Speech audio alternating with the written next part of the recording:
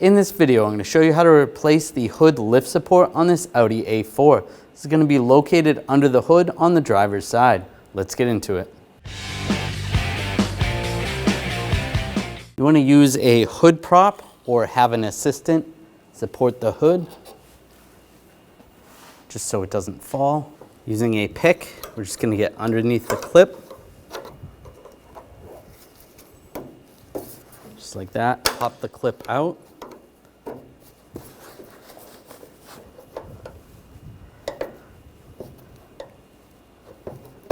Pull that out.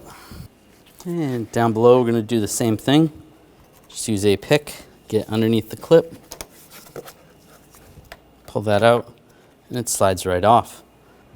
Take the new one, line it up, pop it on, and we'll slide it up into position,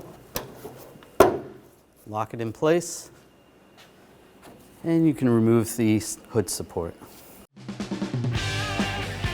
When only the best will do, demand TRQ.